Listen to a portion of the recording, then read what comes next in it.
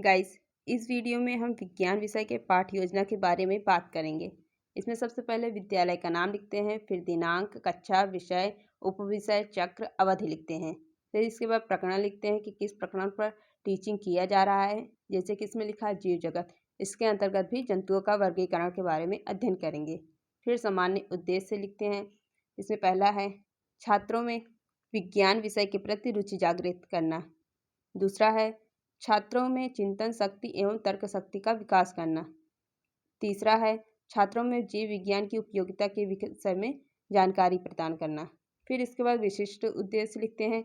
इसके अंतर्गत भी कुछ उद्देश्य आते हैं, जैसे कि पहला है छात्रों को सजीवों और निर्जीवों के बारे में जानकारी प्रदान करना। दूसरा बोधात्मक उद्देश्य, छात्र सजीव और निर्जीव में अंतर जान सकेंगे। तीसरा क्रियात्मक उद्देश्य, छात्र सजीव और निर्जीव में अंतर स्पष्ट कर पाएंगे। फिर शिक्षण विधि लिखते हैं। इसके अंतर्गत है प्रदर्शनी विधि, प्रश्नोत्तर विधि और स्पष्टीकरण। फिर सहायक सामग्री लिखते हैं। इसमें है कॉपी, पेन, चाक, पौधा इत्यादि। फिर पूर्व ज्ञान लिखते हैं। छात्र अपने चारों ओर पाए जाने वाले जंतुओं और पेड़ पौधे, पहाड़, नदी और वस्तुओं आदि से भली भांति परिचित हैं। फिर पाठ प्रस्तावना प्रश्न लिखते हैं। इसके अंतर्गत कुछ कॉलम बनाए जाते हैं, जैसे छात्राध्यापक का कथन और छात्र कथन।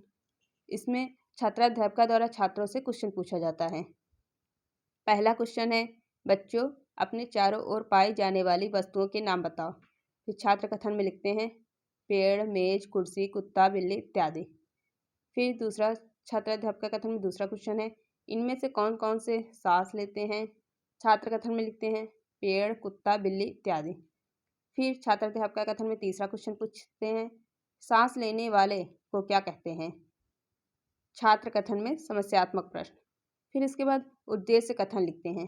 छात्रों, आज हम लोग विषय विज्ञान के अंतर्गत सजीव और निर्जीव के बारे में अध्ययन करेंगे।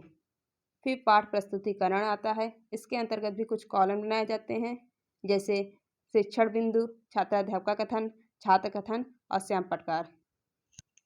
छात्राध्यापक कथन में क्वेश्चन पूछा जाता है और छात्र कथन में उसका आंसर देते हैं और या फिर मौन रहते हैं, इसके बारे में लिखा जाता है। छात्राध्यापक कथन में पहला है, सांस लेने वाले जीव या वस्तुओं को क्या कहते हैं।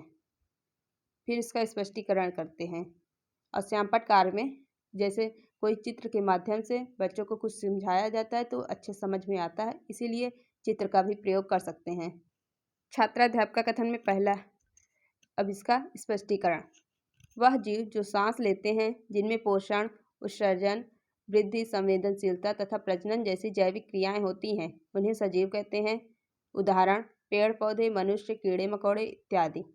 और जिन वस्तुओं में जैविक क्रियाएं नहीं पाई जाती हैं, उन्हें निर्जीव कहते हैं, जैसे मेज, कुर्सी, पंखा इत्यादि।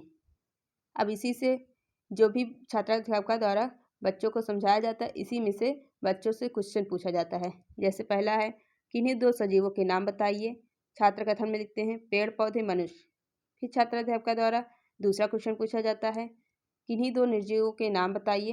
फिर छात्र कथन में लिखते हैं मेज, कुर्सी। छात्रों द्वारा जो आंसर दिया जाता है उसे श्यामपट पर भी लिख सकते हैं।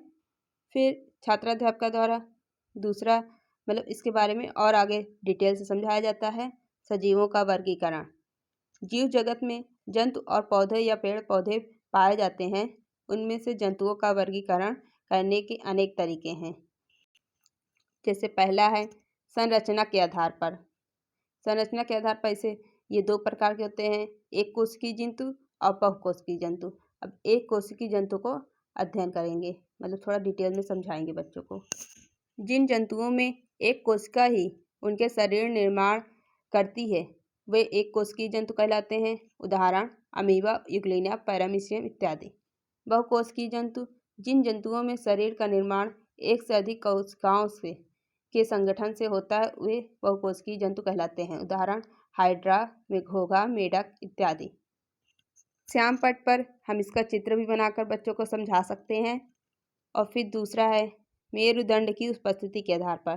छात्राध्यापक कथन में लिखते हैं, इसमें अकशेरुकी जंतु और कशेरुकी जंतु। इसमें सबसे पहले अकशेरुकी जंतु लिखते हैं, ऐसे जंतु जिनमें मेरुदंड नहीं पाया जाता है उन्हें अकशेरुकी जंतु कहते हैं। उदाहरण कीड़े मकोड़े, घोंघा, केचुआ इत्यादि। कशेरुकी जंतु जिन जंतुओं के शरीर में रीढ़ की हड्डी मतलब मेरुदंड पाया जाता है उन्हें कशेरुकी जंतु कहते हैं। उदाहरण मछली, गाय, कुत्ता, मनुष्य इत्यादि। फिर इसी में से बच्चों से क्वेश्चन पूछा जाता है। जैसे पहला है, किन्हीं दो एक कोशिकीय जंतु के नाम बताइए। छात्र द्वारा छात्र कथन में लिखते हैं अमीबा यूग्लिना। फिर दूसरा क्वेश्चन है छात्र अध्यापक कथन में, किन्हीं दो कशेरुकी जंतु के नाम बताइए। फिर छात्र कथन में लिखते हैं मछली और गाय। छात्रों द्वारा जो आंसर दिया जाता है उसे श्याम पट्ट पर भी लिख सकते हैं, इससे बच्चों को प्रोत्साहन मिलता है।